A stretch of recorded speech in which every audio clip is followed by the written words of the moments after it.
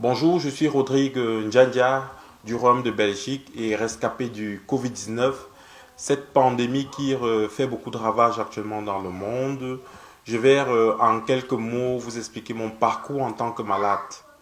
Je pense avoir contacté le week-end du 7 mars, week-end de la Journée internationale de la femme, pendant mon voyage entre Genève et la France.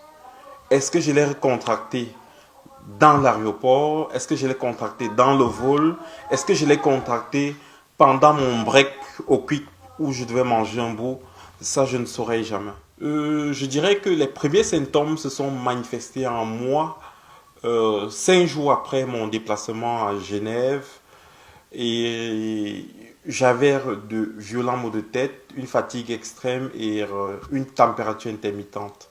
Dès l'apparition des premiers symptômes, pris de panique le dimanche matin, j'ai fait appel aux urgences qui m'ont renvoyé vers les médecins de garde de la région. Je me suis rendu chez les médecins de garde de la région. Malheureusement, pour moi, tout s'était fermé. Je suis retourné aux urgences après une légère altercation aux urgences, tout simplement parce que je n'étais pas censé me rendre aux urgences. Ils ont accepté de faire le test et je devais recevoir les résultats 48 heures après.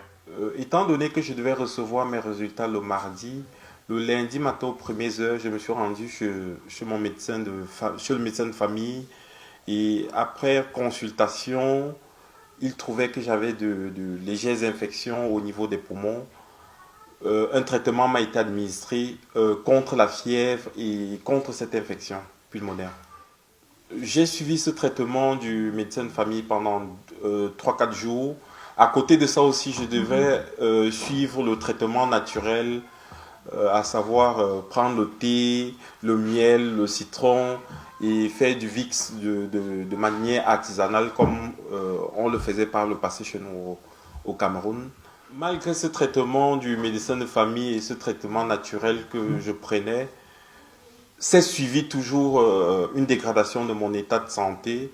Et le vendredi, j'avais toujours des fièvres intermittentes qui montaient à 40, une extrême fatigue. Et en début de soirée, une dégradation au niveau de mes voies respiratoires, la saturation qui était extrêmement bas. Et au niveau de ma fréquence cardiaque, elle était très frappée et rapide. Vu que les difficultés respiratoires persistaient, en début de soirée, j'ai été conduire d'extrême urgence aux urgences. Arrivé aux urgences, euh, à l'instant T, j'ai reçu plusieurs examens, l'échographie, j'ai fait des scanners et j'ai été mis sous observation pendant près de 6 heures de temps. Après la période d'observation aux urgences, très tôt le matin, j'ai eu la visite du spécialiste des services respiratoires qui, après consultation avec le corps, l'ensemble du corps médical, décidait de m'interner en soins intensifs vu mon état de santé qui était très critique. Mes débuts en soins intensifs étaient extrêmement très difficiles. Le premier jour, je passais toute ma journée à pleurer. J'avais de fortes douleurs au niveau de mes poumons, au niveau de ma poitrine. J'avais des douleurs sur l'entièreté du corps et j'avais de fièvre intermittente sur le long de la journée qui variait entre 39 et 40 degrés.